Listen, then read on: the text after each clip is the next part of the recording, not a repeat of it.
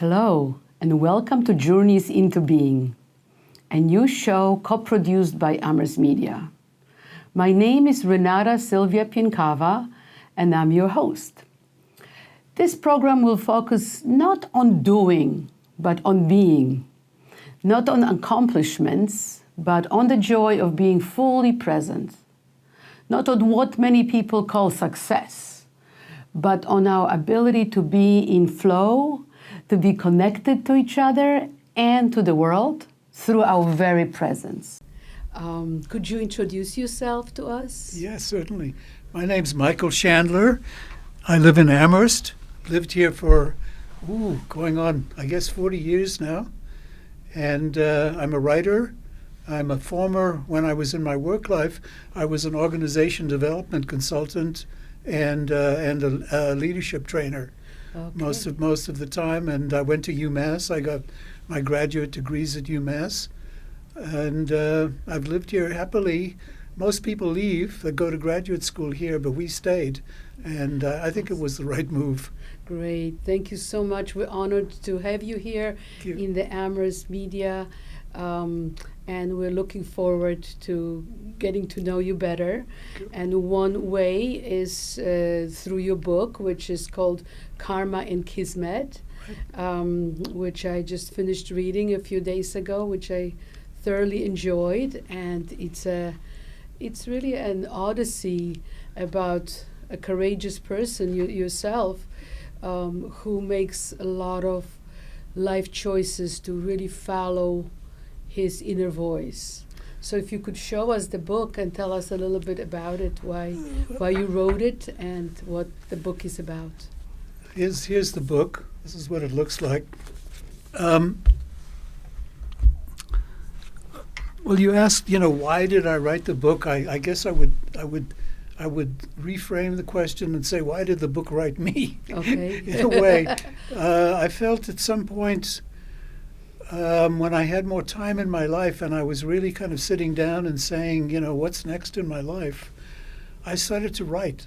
And I had a background in writing when I was in my mid-20s to my mid-30s. Wow. But and my wife had joined me in that endeavor, and we wrote a number of books, and we successfully got them published even. And at one point, I think there were 6 or 7 books that were published. But we were as poor as church mice. And I said to myself, and then we had a family. Manju was born, and then we had a second child. And what's her name? What's your... Manju is the oldest one. And the younger one is Sarah. Sarah. Yeah. Beautiful names. Yeah. Yeah. And they both went through the Amherst school system. And you really enjoyed living in Amherst. You appreciated what the community gave you and your wife. It was wonderful. Mm-hmm. It was like we walked into just easy friends immediately. Wow. Right away, friends welcomed us. And then one day I met a guy, an older guy in the cemetery in South Amherst. Uh-huh. And he said to me, he says, you're one of my new neighbors. He says, he said, what do you do? And I very sort of humbly told him that I'd written a few books. It's the most sort of meaningful thing I'd done in my life to that point. Yes. And he said, I'd love to see your book. And I said, the next day I met him in the cemetery, which was just across the road from where we lived, from our new house on Southeast Street in Amherst. And I gave him the book, and he said, great. He says, I'll read it. And off he went, and a few days later I met him again in the cemetery, and we both had dogs. That's why the cemetery was our meeting place. And he said, wow, he said, I read your book. He said, I was very impressed. And he said to me, he said, I know you told me you were a dropout from college, but he said, have you ever thought about going back to school? So I said, well, no. I mean, I think I was 31 or 32 at that point. And I said, no. He said, I could never go back and be with 19 or 20-year-olds in college. He says, no. He says, I'm talking about mature people that are in graduate school working on their doctorates. And I said, wow. And he says, there's a program at UMass that's interested in people like you. So I said, really? He said, yes. He says, I'll call Norma Jean Anderson. She's the dean of the School of Education. Wow. And I'll arrange a meeting for you. Mm-hmm. So he did. And next thing I knew, I was having a meeting with Norma Jean Anderson. And I brought my books. Wow, that's down. amazing. It's really a flow. In a way, that's what this program is about, is when flow happens, when, you know, life just keeps flowing. It's not so difficult to do things or make difficult goals and work. It's more about just the flow of life, and that's what I noticed about your book. Yeah. That no matter how hard or how easy or how challenging your life was, it was kind of flowing, at least from the point of view of the reader. I see the flow from your birth in South Africa, then staying in Israel and trying to help the causes there and being on a kibbutz, and then coming to Canada for 7 years, correct? I was in Canada altogether for 10 years. For 10 years. Then ending up in Sturbridge, Massachusetts, and then coming to Amherst. So how long have you been living in Amherst now? We moved to Amherst in 1979. 1979. So 89, 99, 2000. Wow, so it's... So 46 years ago. Yes, wow. Yeah. That is a while ago. And have you ever thought about moving out? Or well, we did twice. We did sort of venture out into the world. Once we went to Boston. We lived there. I got a an amazing job, and so it pulled us there. I did commute for a year, and it was just too difficult. Too much, yes. And then we moved there. But then we were drawn back to Amherst. I thought, what I'm doing, I can be based in Amherst. I don't need to be in Boston. What was the job you got in Boston? It was the beginnings of my career in organization development and leadership development. And then did you just quit the job, or the job basically disappeared? At that point, I realized that I had had a very, very high-level apprenticeship. And that what I was doing for this company, I could do for myself, that I didn't really need the company so much. Right. It wasn't, it had added a lot of value added. I had learned a lot, but I felt like, they're not providing enough to make it worth my while to live in a place I don't really feel very at home in. And I do feel more at home in Amherst. And my wife did too, so back we went. And it was risky because, being an independent consultant, it wasn't clear exactly where the next contract was going to come from. So there was a lot of insecurity in it, but I've always been the kind of person who's sort of willing to take a risk. And I took a risk, and it really paid off very big time. Wow. Very, very interesting and also encouraging for younger people who might be taking the risks now to survive on their own terms, like you have been surviving on your own terms. Yes. So and I hasten to add that I have been blessed with people who somehow showed up in my life. Yes, and this started when I was very young. Right. I see that in your book. I said to my husband, I said, Michael, I have been given so much in my life, but I said, Michael really, he was blessed with so much along the way that, people really just showed up. I absolutely was. If it weren't for those people, who knows? I don't think I would have been very far at all. Yeah, but perhaps because you were, my guess might be that you were truly following something internal, and that's why you got where you are, and you got the help along the way. And your book is about being a very independent and spiritual person. So what does spiritual mean to you? What does spiritual? The word spiritual, like spiritual. Spiritual. Okay, yes. I couldn't quite make what out do you think what you were saying. Spiritual. Well, I suppose it means feeling, for me. I don't, and I don't mean to speak for anyone other than me, but for me, it really means a connection whether it's through people, through nature, through being, feeling a part of something that is always present, ever present, that I can't really explain very well, that I can become aware of if I really choose to, and if I really get into it. That is basically, I will call it awareness, although I think that word is, it's kind of mediocre for what I'm talking about, really. But I can't think of a better word. Right, I understand about awareness. Do you meditate? Do you practice meditation? I've practiced various forms of meditation for many years, starting in my 20s. And I spent 10 years apprenticing with a man who was a silent yogi who came to America. Babaji, right? Baba Haridas, correct, Haridas, yes. He was Ram Dass's teacher in India. And he came to California, and I had the good fortune, through my association with Ram Dass, I was his road manager for a while, which was to connect with this. So it was an incredible thing. He was a yogi straight from the Himalayas, whose English at that time wasn't even that great. And he wrote on a chalkboard. But he was an amazing teacher and very, very exotic and different from sort of regular teachers that I had had in my life. So here's this guy, and he was quite small and skinny and had this hair top of his head, and he would write these things that they could be very challenging. I'm trying to think of an example. I mean, he could see, one will come. Yes, it will come, and also, people can read it in the book too. He could be very challenging in what he said. He could sort of point out to you how conditioned you were in your thinking. Almost programmed, right? Well, exactly. Another, you could say programmed. Yes. And how profound that programming is, if you will.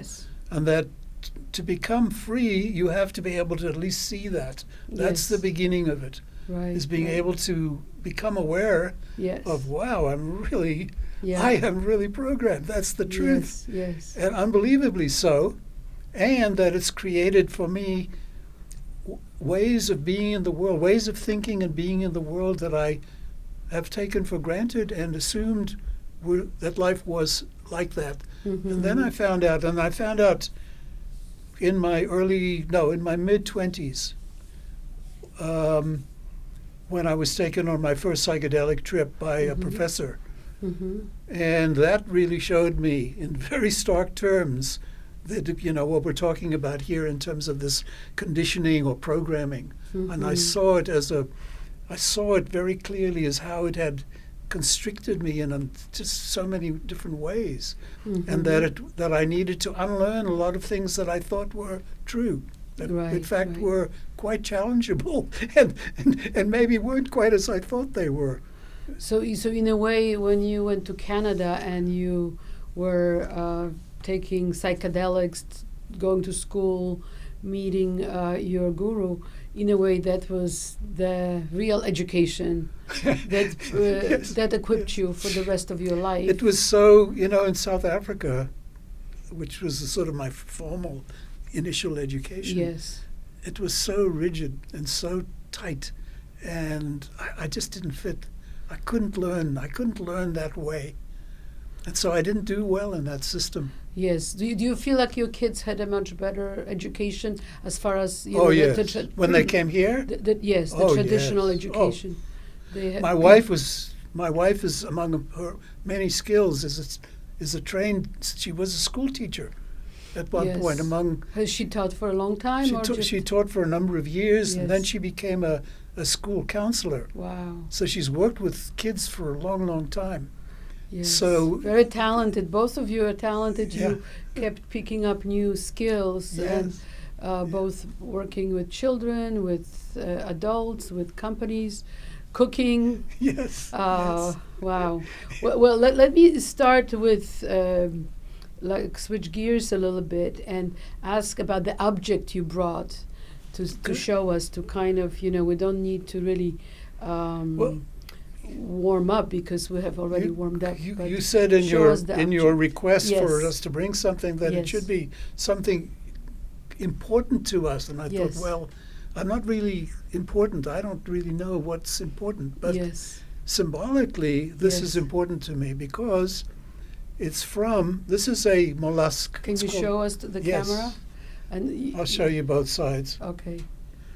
I don't know Okay, once, what okay. you can see And now there. the One front. side is very sort of dark, Okay. and it yeah. has a kind of a swirly, Almost rainbow-like. almost rainbow-like, and it looks black or a dark color in this. But when you see it in the sunlight, you in fact discover that it's multicolored, Nice. and this is a 4 or 5 million year old mollusk, and on the other Mhm. side is a kind of coral-like surface. Can you hold it to the Yeah. camera? Great. So Thank you so much. so Yes, thank you. I won't go into the story again. But what it means to you? No, Oh, tell what it us means what it to me. means to you. So And you can tell us how you got it. yeah, I found these on a path in a place called Hermanus, which Mhm. is a magnificent coastal region near the southerly tip of Africa. It's on the very, very South Atlantic coast, Mhm, mhm. and it's about 80 miles from the actual tip of Africa. And I was walking there, and I came upon what looked like it looked like an Oreo to me. And I picked it up and I said, "Wow, this!" And I even put it in my mouth and I said, "Wow, this is." You kinda like hard." sweets, I bet. I said, "Wow!" And then I looked at it and I said, "Wow, this is quite something." And it turned out there were 14 of these, and I gathered them all up and I kind of took them and I asked somebody local, and they turned out there was somebody who knew about these kinds of things, and he said, "Yes, I had discovered 4 or 5 million year old mollusk." Wow. So What does this mollusk mean to you now?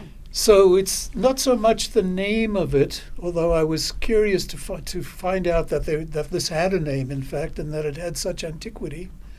But what it means to me is that it's kind of symbolic, or not even symbolic, a real representation of the ancient nature of where I grew up, Mm-hmm. and it's a very kind of what is the word? Almost primordial place, because you're Mhm. close to the southerly tip of Africa where the two giant oceans, the Indian Ocean and the Atlantic, meet. And so and I love that coast, and I spent much of my life there, and I return there from time to time. I love it so much. So finding this is kind of a neat way and an Mhm. unusual way for me to bring that Mhm. with me. It's very portable. So do you miss South Africa, the place of your birth? You know, let me put it this way, Renata. I have missed it Mhm. periodically from time to time, sometimes more than other times.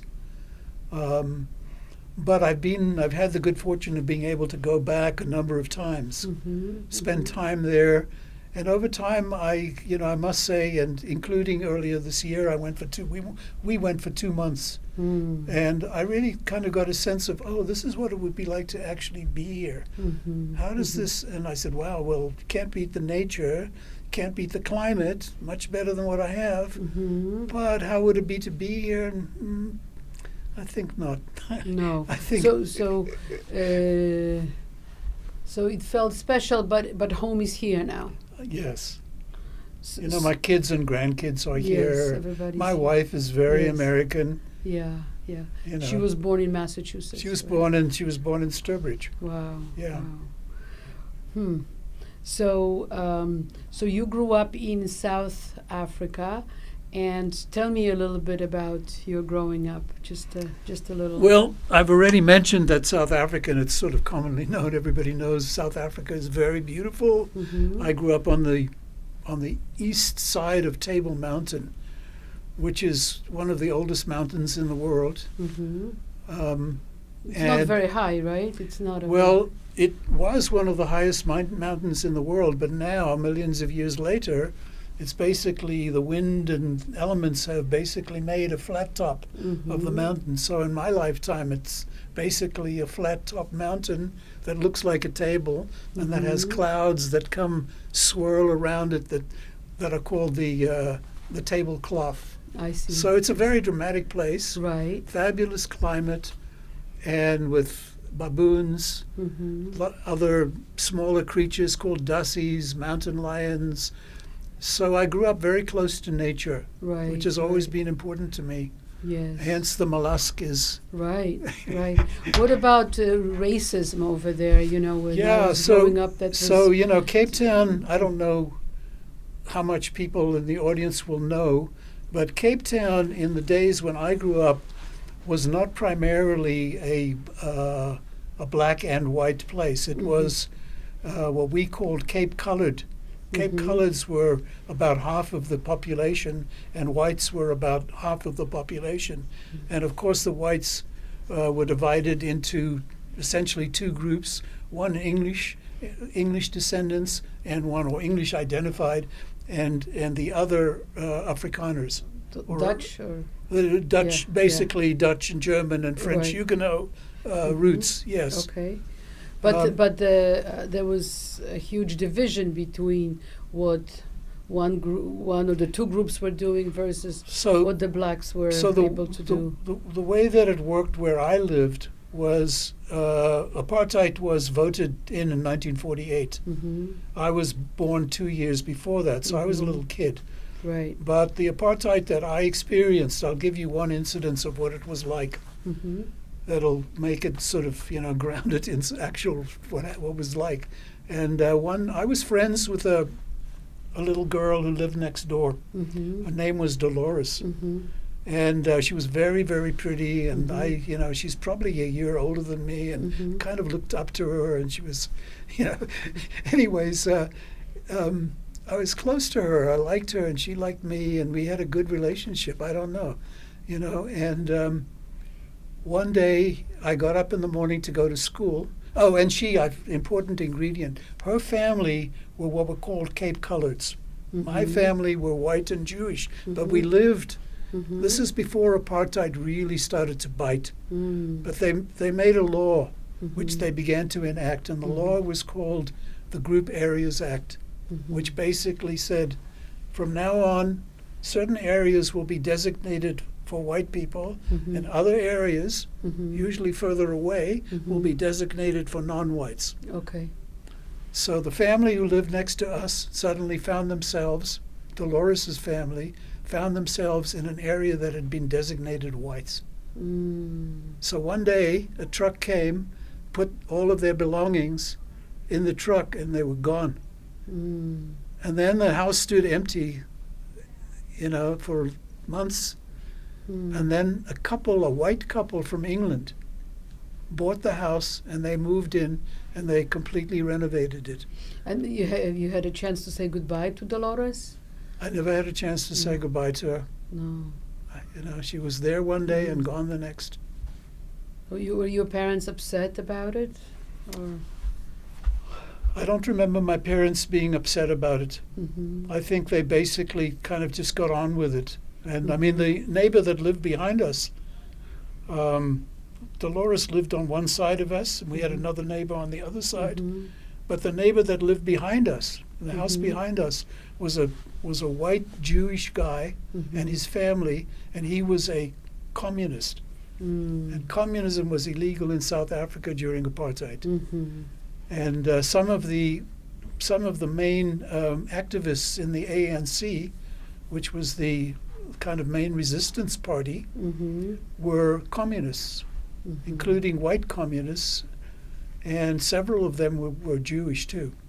In fact, the Jews were big activists in South Africa, as well as many of them kind of going along with the status quo, with the main sort of orientation of most whites. They definitely we benefited.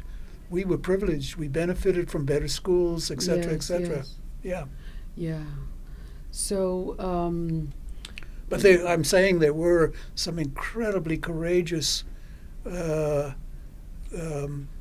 because they themselves, as Nelson Mandela said, Yeah. I went to the, if I can just, Sure. this one thing, I yes, went yes. to the Jewish Museum in Cape Town on one of my trips, and when I came there, I saw one wall that was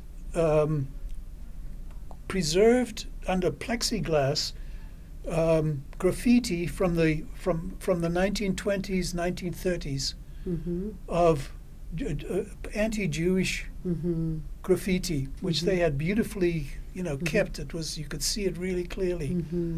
And then, so this was sort of horrifying in a way to see how beautifully done it was. Like the artist was really good, and he was doing such evil stuff. Yes, yes. And then on another wall, right next to it, there was one single framed letter from Nelson Mandela. Yes. And it said, something like, in my experience, Jews are more open to racial, racial issues like apartheid because of their own background of oppression. So I was living in two worlds. One world where you see this terrible anti-Semitism. On the other side, you see this man, Nelson Mandela, the leader of South Africa, and who spent 27 years in jail for his beliefs, right. saying this, and it was true. It was really true. So there were, anyway, yeah. Were you very political when you were I was still, not. A kid I there? was No. like, I can't claim anything except because I was also persecuted as a Jew, except a very, very strong, and I think I got this mostly from my mother, very strong sense of justice. Because she really had she had a big chip on her shoulder about, and was very insistent on that things should be just and fair. She didn't always, she wasn't pure about it, but she did have a sense of that. Right, right. Yes, and I know that from your book that she had, very strong ways about her, how she was, what was important to her. Yeah. And she was I'll just say it straight out. Both of my parents were very tough in their own ways. Yes. They really were. Right. And I didn't want to compare them compare which relationship was better but I was finding myself comparing a little bit, and in some ways I wasn't sure with whom you were closer at the end of their lives, because you did seem to get quite close to your dad. It was very difficult for my mom when, from her point of view, out of the blue, I had a reconciliation with my father. Right. It was really, it was kind of, talking about being in the flow. Yes. Here it was where I just literally that day, they had signed the papers for my doctorate. And here I am, a college dropout. I was over the moon. I thought that heaven had descended and made this happen for me. It was kind of a miracle, because I really was a terrible student in high school and so on. I didn't think you were terrible when I was reading the book, but you probably had a much higher expectation for yourself, or your parents had a much higher expectation. But I was not a good student. I think that's fair to say. Were you able to jump into your master's and your PhD here in Massachusetts without having your bachelor's, or did you have your bachelor's? Yes. No, UMass allowed me in without any undergraduate degree. I had less than 2 years of college at that point. Okay. So you kind of were able to jump in and get a master's? Yes, I got a master's, and then I immediately afterwards got a doctorate. Do you know if that's still possible for young people? I don't know if that's, I doubt it. Yeah. Somehow I was told that, those times don't exist anymore. They made it easy for you because you're a baby boomer. Right, or the something baby like boomers, that. yes. So has the transition, so you have lived most of your life now in Massachusetts, right? I have, that's true. You lived in Canada 10 years, you grew up in South Africa. And was the transition into New England difficult for you from all those other places? Well, you know, I mean, on the sort of the most obvious sort of level for, you know, somebody that's used to living in a Mediterranean climate, which is me, the weather. living with in such beauty, the weather and the beauty I was used to, the dramatic nature, I took it for granted. But later on, I said, wow, where I grew up is actually probably more dramatically beautiful than almost anywhere I've ever been. It took me going away from there to realize just how what it was that I grew up in.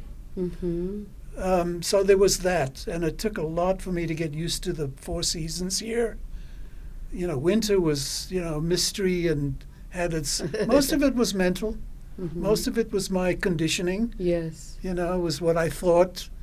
You know, when I thought of Canada, for example, I thought, oh, cold, snowy place. That's all. That was Canada for me. Right. I had no idea. The United States was like, that's where Elvis came from.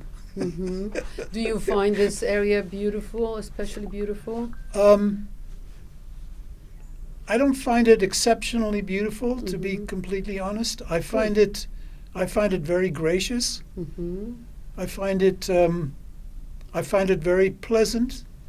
I like to walk in nature here. I find lots of, you know, great places to walk. Do you have a dog? I don't anymore, but I've had numerous dogs over the years. Yeah. So you walk around with your wife, with your Yeah, I mean, I friends. often go by myself. I enjoy, you know, going out. There's such, my house borders conservation land that leads to the Robert Frost Trail, and which goes on forever. Nice. So how do you think your background as a South African, as a Jewish person, as a person who's had lived in Canada and now many decades here, how does that background inform who you are? How does it inform? Well, I mean, I've always felt, for whatever reason, because I've lived in different places, not always of my own choice, especially when I was a kid. You know, being sent to boarding school was definitely an adventure into a place I didn't know, but I didn't want to be there. You know, that was different. Later, I seemed to find myself in many different places. A lot of traveling, being in different places, not staying, moving on, being in another place, again not staying, until we came to Amherst and I landed here. So how does it inform me? I think I feel that I'm, in a way, a citizen of the world. Now, I know that there are many people that have traveled more than I have, but I've traveled significantly, and I've had opportunity through my work to work in different countries. So I feel like I don't feel like I'm so much American, although I would be seen as American from the outside, and I have many American attitudes. Yes. But I don't, and nor do I feel like I'm a South African. Right. Because when I've been there, they treated me like I was more American. Right. So what is one change that happened? Like, why are you more American now than South African? Like, what is one quality that you have developed by living here, or an attitude? Yeah. I think that this is so much more of an open society. Let me answer you this way. So much more of an open society relative to the society that I grew up in. That in that opening, it's really hard to talk about, but in that opening, a person who was formed in kind of a tight, sort of narrow, cramping sort of space. And when a person is given, you know, or discovers that they're actually in a much freer sort of system, if you will, that has a big impact, and in a myriad of ways. I mean, I don't think if I was still in South Africa, for example, I could have thought of that I could eventually work with leaders, that I would be, you know, that I would, even though I was always kind of interested in psychology, that I would actually be able to manifest something at the level that I, in the end, came down. I don't think so. I think, does that answer? So it had a massive impact. So even though you were obviously white and smart and educated, you feel like this country gave you many more opportunities. Oh, South. And I more felt so in- than Canada would have? Oh yes, Yeah. far more. I mean, this is a country of 330 million people. Mm-hmm. Maybe it was only 280 million when I first came here, Mm-hmm. but it was a lot of people. It's a big country. There's a lot happening in it. There are people creating things here. Mm-hmm. Big population, Mm-hmm. many more opportunities than I had in Canada, Okay. which tends to be, each province is basically its city, Mm-hmm. and they're relatively far apart. So you're living in Canada, you live in a province. Like if you're in Vancouver, you're really living in BC. Right. Got it. Yep. Yep. Is there anything you miss from Canada that you? I mean, I love the Canadian people, and I still have friends to this day in Vancouver and in the Gulf Islands, Mhm. that I miss and would love to see. Mhm. And I do appreciate. I came to appreciate the really amazing beauty of the Northwest and the spirit of the Northwest, which is, which is Mhm. quite something. Mhm. And so. What is the spirit of the Northwest? Well, it's sort of the lore of BC Indian lore, if you Mhm. will, the totem poles and Mhm. the sort of the mystical canoes going through the Mhm. mist at dawn. Mm-hmm. It's kind of that sort of space, and So the sort of a sacred indigenous, space, really, the and very much with indigenous- nature. The indigenous. The indigenous people, experience, yes. right, and the. You can really get a great sense of it at the Museum for Anthropology at the University of British Columbia. Mhm. It's just amazing. It really gets you right in deeply into Mhm. that spirit. Mhm. So yes, it really does speak to you there. Once you Yes, tune into yes. it, so yes, I love that part of it, Mhm. and I love that the BC people Mhm. honor that and are Mhm. sensitive to it, Mhm. Mhm. Got or it. more sensitive. Right. Yeah. Michael, what is most essential to you in life? Most essential. Yes. Wow, I can answer that question on a few levels. Well, obviously, my wife and my kids and my grandkids, Mhm. mean a lot to me. Mm-hmm. I think that's, not, and having a family, that means a tremendous amount to me, because on another level, I sort of feel alone. I've come here, I'm not quite an American, I'm not an American birthed being, Mm-hmm. or certainly not a Massachusetts birthed being, Mhm. which is okay, it's fine, Mhm. but I'm sort of like a plant that was transplanted here, Mm-hmm. and it took, in most ways, it took, and I flourished. Mm-hmm. But having a family, your own family, is a huge Mm-hmm. becoming, a huge piece of being, if you will. That's Mhm. super. What can I say? I'm immensely grateful for it. Yes. Yes. And And it is a becoming, and it's being. It's not just something. Okay, you get married. You get a piece of paper and it's done. It's a whole process of. well, we've been married for 54 years. 54 years. Wow. So it's really, we've been together a lifetime, really. Yes. Yes. So you've been each other teachers. Oh, Yeah. yes, Yeah. yes. What do you think your calling in life is? And What, is what it do I think? your calling in life? My And is it calling. the same as your profession or occupation? Well, now I'm not doing my profession anymore Yes. so much. Right.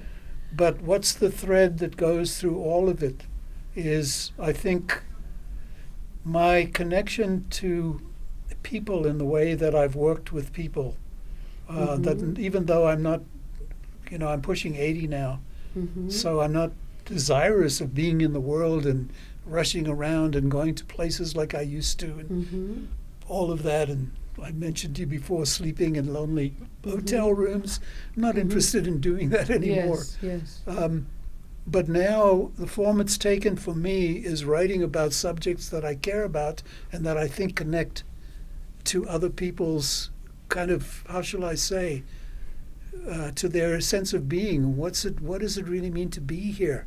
on the planet. And what did questions like, what does it mean to belong, and do you belong? What do you feel? Are you safe? All the questions that I think immigrants always have: Am I safe? Do I belong? How do I belong? And so on. So exploring the questions, exploring that by yourself and with others, exploring those questions. Yeah, certainly with myself. I mean, I feel you have to, if you haven't kind of done, or if you're not involved in your own work, then how can you help other people to do their work? So certainly it's been, I'm a big project. I've been involved in this work for a long, long time, and it seems like I'll probably be doing the work, until my last breath. Right. But yeah. So how do you feel about what's happening now in our country, in the United States? Oh gosh, I feel, honestly, I never felt, or let me put it this way, for a long time, I was able to, through circumstance and through my own efforts, I suppose, I was able to avoid certainly big things like wars. I avoided them, and I was in the South African Army, but I was able to get out before any serious military things happened. In Israel, I was about to be inducted there, and it was kind of a no. No, I don't want to do that. And then I came here, and I think I felt, first in Canada and then here, I felt much safer than I'd ever felt in my life before, until October the 7th, basically, which was a very, very, very dramatic moment for me as with my background and so on. A deep sense of dread and insecurity came to me for the first time since I'd been in this country. And it's been something that I've been wrestling with, really every day ever since. How does one take in the truth of the situation and keep an open mind and not jump to conclusions and not go for the comfort of certainty? And when there's a lot of push to choose this side or choose this side, and if you don't, or if you say the wrong thing, it could come back to haunt you. So it's been for me a time of tremendous introspection about my Jewishness, what it means to be a Jew, what my association with Israel is, how I really feel about that.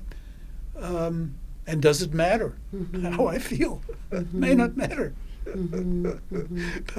But so it's just because of my background, because my mother was a survivor. I was never religious, but I was always very, how shall I say it, Jewishly conscious. So what's been happening the last 2 years has had dramatic repercussions for me, psychologically, spiritually, I might even say, and I think probably for many Jews, feel some association. And of course, because I lived in Israel, because my mother was saved in Israel, I feel, and for various reasons, I feel and because it's not just a thought of that Israel is important to Jews, I actually lived there. Yes. So even though I chose to leave and to continue with my journey, I have a physical connection to the place. It's not an abstract thing for me. So when I hear about Hamas infiltrating that area, I know that area, and so there's a lot that shows up, and just in terms of a sense of the helplessness, that the army, which is the big thing in Israel, did not come to save those people, that they were so out of it, so completely, how can I say, off in their expectations and preparations, that a lot of people died. So I feel, anyways, it's a big subject. It's a big subject. It's a huge subject. It's a subject that's right now very, very painful. Very. And I myself believe that we don't have to necessarily agree with the governments of the countries Right. that we're connected to. Yes, I So agree. we don't That's have an to, important distinction. because people think, okay, I'm connected to this country, doesn't mean I like the government and what the government is doing. Yeah, exactly. So Very much so. yeah. And it's frustrating because it feels like it's so entrenched that that system that they have almost predicates for having extreme right-wing fanatics in the cabinet. Mm-hmm. And they get up to tremendous, in my opinion, mischief. Anyway, that's a whole, we Yeah. could talk for hours about that. Yes, we Yeah. could talk for hours, Yeah. and it's just heartbreaking to see what's Yes, happening. it's absolutely right now. heartbreaking. Yeah. Yeah. How are you being in life now versus doing things in life? You said that you're not as active the way you were active professionally. Yeah. You're more thinking and writing. Yeah. So how are you being in this life versus? So now, as I said, Doing things I'm in life. pushing 80 here, and it's a different it's a different life cycle stage, Mhm. obviously, and but yet I still have the have the conditioning or the programming, I think is the word you used, Mm-hmm. about how I was when I was, let's say 20 years younger. Mm-hmm. And there's a way of approaching life that's a deep kind of groove. And I find myself, here I am, let's say 80, just to Mhm. make it Yes. more soberly real Your for birthday me. is coming up, Yes. right? When is your birthday? Which month? It's coming up later this year. Okay. I'm sorry, later in 2026. Okay. So so I'm thinking about what's appropriate here, and it's appropriate to be slow down a bit. Mm-hmm. It's appropriate to things can wait till tomorrow. It's Mhm. not that crucial. You have Mhm. more time. So there are a few questions that come. How do you want to use your time? How are you using your time? Mm-hmm. And how do you work with this impulse that I was mentioning, that from 20 years ago, where you were kind of an ambitious kind of go-getter guy who could make things happen? How do you, and that kind of comes in, but it's not really appropriate Mm-hmm. anymore. Mhm. So how do you work I with mean, you're choosing not to make those. You're lucky to have health, to have not just I'm- lucky, but I you have am. good health. I and you have am, a and good family. And I am, and I spend significant amounts of my time working with friends who are not as fortunate as me. Mm-hmm. People I know who value me, walking with them as they push, Mm-hmm. who can't walk so well anymore. People Yes. who work. One person who worked with me, Yes. who was and who are the tremendously same age as you. same age as me, Yes. more or less. Yeah. He might even be a year younger, Mm-hmm. but and Do who they was a have real walker or a cane? yeah, walking with a walker. Mm-hmm. And having trouble, with a mind that once was incredibly agile and, Mm. and so on. So, Right, anyways, right. so I do spend some of my time, being with older people who happen to be a part of my circle. Circle, right? Yeah. Mhm. You've lost some. You I've have still lost a but lot. Lost a lot. Yeah. Mm. Was it especially in the last 10 years or so? Yes, or? very much Yeah, so. Wow. Last, roughly 10 years. 10 years. Yeah. How have your major relationships in life shaped your way of being? Talk about your relationships. So major relationships, you mean like parents? Could be your mentors? wife, could be Well, your children, okay, could be your parents, could Yeah. be your mentors. I mean, I'm sort of, to be honest with you, I'm a little bored of talking about my parents. Yes, well, you've But said I a s- lot about the parents. So, Yes. yeah, let's talk about your children and your wife and Yeah. or your closest See, associates. you know the story of how I met my wife. I'll just recount it here briefly, because it's one of those things in life that comes, that fate hands you, or that comes in the process of being alive, and circumstance that is unusual and a tremendous gift, and I can say that 54 years later. Mm-hmm. I went to visit Haridas Mm-hmm. with my friend, and he immediately began teasing me. Haridas was your guru? Yes, Yes, at that yes. time he was newly my guru at that And he point. was silent, right? He was a silent yogi who wrote on a chalkboard. Okay. And as soon as I arrived, he said, "Have you met Aparna yet?" I said, "Who's Aparna?" Mm-hmm. Never heard this name before. I didn't even quite realize that Aparna was the name of a female. Mm-hmm. That's how sort of out of it I was. But then I quickly got, after he teased me a number of times, that this was a female that he was referring to. So and he asked me a number of times. And when I denied knowing her, he said, "You know her." So now I was like, what? Who's he talking about? Oh, I know her? What? No, I don't know her. Mm-hmm. So at the end of the evening, around midnight, somebody handed me a slip of paper with the address of where we could go and sleep for the night. And added, "Aparna lives there. You'll meet her." So we went to this house. We knocked on the door. It was after midnight, but a light was on. Somebody came to the door, and I said, my friend said, "Does Aparna live here?" I said, "Yes, I think she's still awake." So out came, a few minutes later, this very lovely blonde woman. And my friend said, "Well, do you know him?" She said, "No, never seen him before." She says to me, "Do you know her?" "Nope, never seen her before." But somehow there was kind of a, I don't know if you want to call it a magic, but a chemistry right away, immediately. Mm-hmm. We began talking in whispers. Mm-hmm. And by the morning, we stayed up all night. Wow. And by the morning, we had decided to go to Maui together. Mm-hmm. And so we went. Within a few days, we were on a plane to Maui, and living in a rainforest. And we were there for some months. And How soon did you know that she's the one that you're going to be with?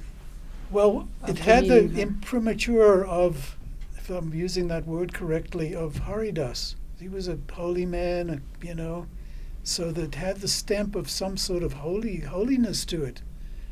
So that was a big thing. But we were actually, there was a definite attraction. It wasn't just that the guru said. So it was in Maui, in Hawaii, that it basically came to us, let's get married and then we can live in Canada, because she wouldn't have been able to get a work permit. Mm-hmm. It would have been much more difficult, let me put it that way. So, but getting married made it, we could Mm-hmm. basically, she could work, I could work. It was fine. So that was the ostensible reason for getting married, was a practical one. Right. Even right. though getting married in those days was not such a, Right. it wasn't a popular thing to do, Right, especially right. if you were a sort of a hippie, Yes. It was yes. kind of counter, it was Right. too straight. Yes. Did you have previously a very serious male-female relationship, or this was I the had first had one? That's I had had a number of relationships, but nothing that had lasted long. Right. So tell me about how this relationship has influenced you in your life. Well, first of all, After you got married, or after you've been together First of for all, a while? Nina is Aparna, as she was called in those days, her yogic name. Yes. Nina is I can say this without fear of contradiction, she's in her own right, an amazing person, period. Mm-hmm. Okay? I mean, she's better educated than I am. Mhm. She has 2 master's degrees, a Mhm. bachelor's degree, 2 master's degrees, and a doctorate. Mhm. Okay, so she's Very educated. She's a very educated person, and she's a psychologist, so we Mhm. have that in common. Mm-hmm. And she's also a writer, and we've Mhm. shared our writing paths to some Mhm, extent. mhm. So so she's been a work partner Yes. as well as being a wife Right. and the mother of my kids, and she's an amazing mother. Right. Right. You know, honestly, I pale in comparison as a father Mhm. to what she offers and brings. Mm. Okay. Mhm. What surprised you the most about her way of being? I think her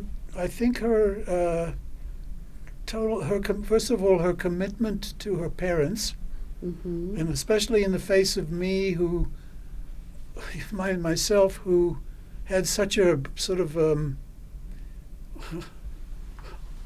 terrible relationship with my parents. Yes. Right? Let's Yeah. just say it straight out. So her parents were like wonderful people. They were like wonderful, normal people who looked at me and said, "Great," and hugged me immediately. They embraced me and took me in. I had never had that in my life before. So that That's was my beautiful, welcome to yes. Massachusetts, was That's her beautiful. parents embracing me and truly Yes. embracing me, welcoming me, making me feel at home, making me feel like I had a family. And really, I'll say it, I'm glad my parents aren't around to hear this anymore, but basically, probably for the first time in my life, I felt the sense of, I got along with her dad, her mom loved me. So it was like, wow, these people, do they really? Is this for real? And it turned out it was. And she had a good relationship She with had a them. wonderful relationship life. with them. So much so that people would think, well, you don't have any complaints about your parents? And she would say, not really. No. That they were loving, kind. They were Christians in the best sense of the word. Yes, Loving, yes. kind. They really cared about other people. Right. And they demonstrated with me. Mm-hmm. They were incredibly accepting. It was amazing. Hmm. You know, with hair down to my shoulders and so on. Hmm. And how about your children? Were So, you able yeah. to be a good dad with your children? Like you were hoping to be a decent dad to your kids? Yeah. Or did you? I mean, you know, I didn't have a good role model. Mhm. But I did have a good role model in my father-in-law, Mhm. which I got late in life. Mhm. And I just basically tried to be as good a dad as I could be. What's appropriate? How do I show up? And my daughter Manju is 7 years older than my younger daughter. So we had Sarah. sort of like, than Sarah. Yes. We had 7 years in which she was kind of growing up by herself. Uh-huh. And so I had 7 years to be with her, and we had a kind of a relationship before my second daughter, before Sarah came along. Mm-hmm. And Sarah really came along concurrent with us moving to Amherst, Mm-hmm. whereas Manju was still part of the Vancouver life Right. we had. Right. Are the girls now living nearby, or what They do they both live in Brooklyn. They In both have Brooklyn. families. The We- Manju has two daughters, 20 and 18. 22 and 20. Mm. And her older daughter just graduated from Brown. Congratulations. Yes, Wow. she's amazing, a filmmaker. She's amazing. Mm-hmm. The younger one is at RISD. Okay. She's Providence. in Providence. So Yeah. they both were in Providence. And two, I mean, what can I say? I'm blessed with an incredibly And the talented. younger one has 3 children, right? Sarah has 3 kids. They're 13, 10, and 4.5. So they are still kind of in the middle of growing up. and- Right. Mhm. Very busy. Are the girls close to each other? They are. They are close to each other. They're all there. I mean, obviously the cousins, the Manju's kids are substantially older, Oh, but yes. there's a wonderful Mm-hmm. sort of cousin feeling and good vibe. Yeah, Great. yeah. Great. So in short, I am very blessed with my family.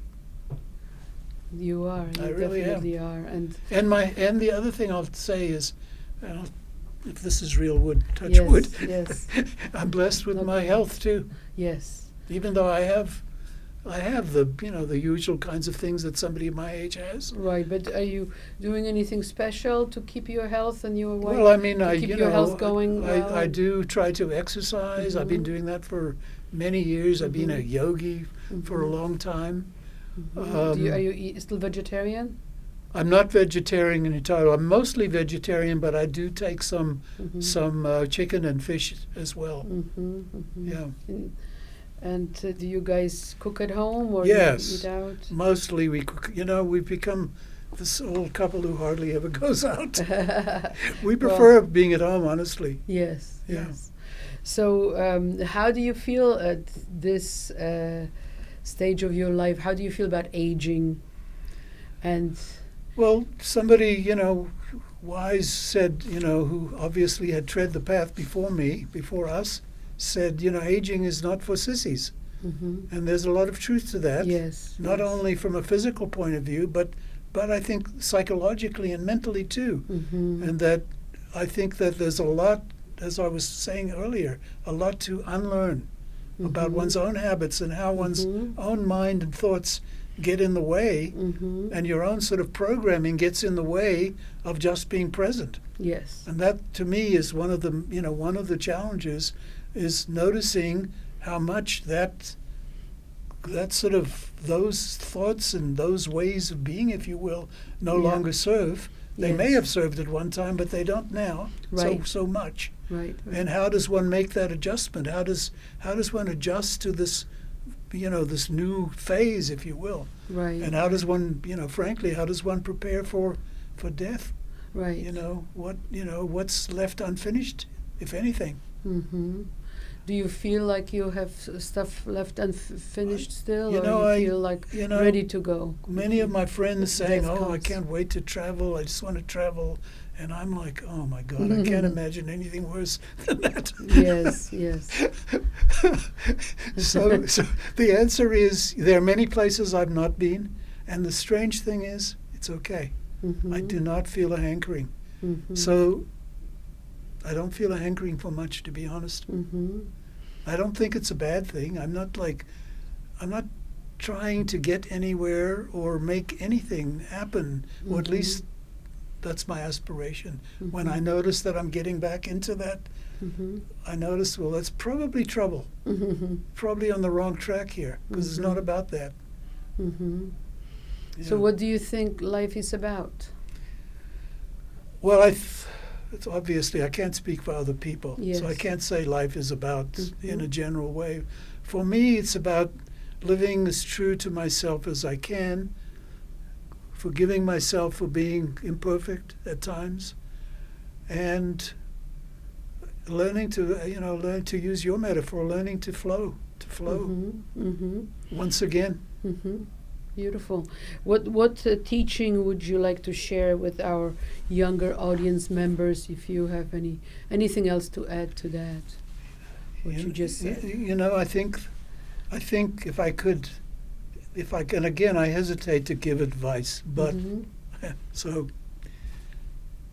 the taking as a working premise inside yourself that even if it's not true, but that you can act in a way where you can take, I don't want to use the word responsibility, but that I can't think of a better word, but where you can be accountable in the moment for what's showing up in your life and act out of a sense of, how do I respond to what's showing up in my life in such a way that I'm moving the ball a little further down the field?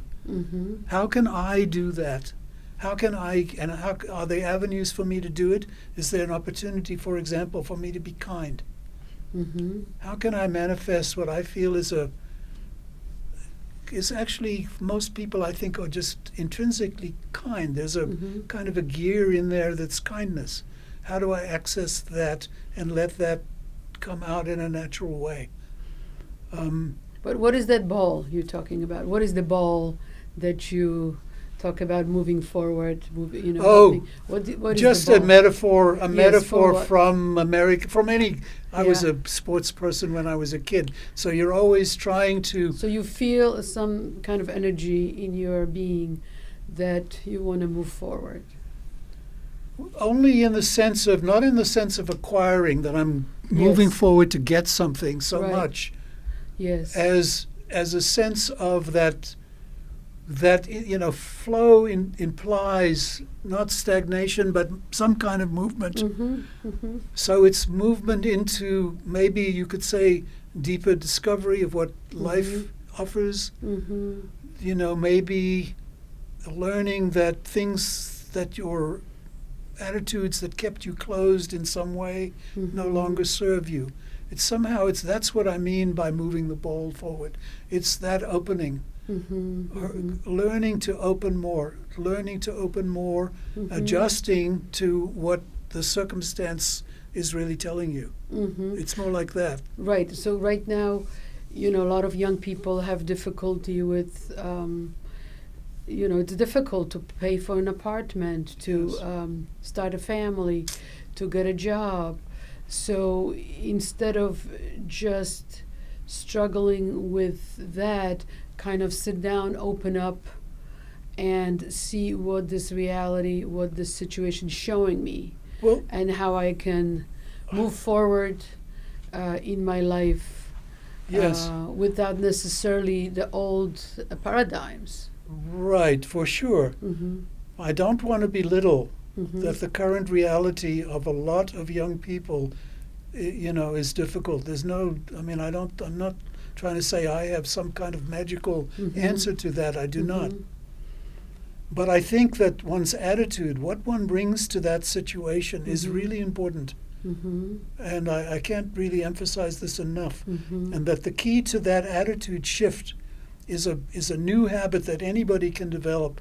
And it's kind of along the lines of, here I am, I'm going to be present. And I'm going to do what I can, even if it's not possible for me to move massive boulders. Maybe I can move a smaller stone. What is it?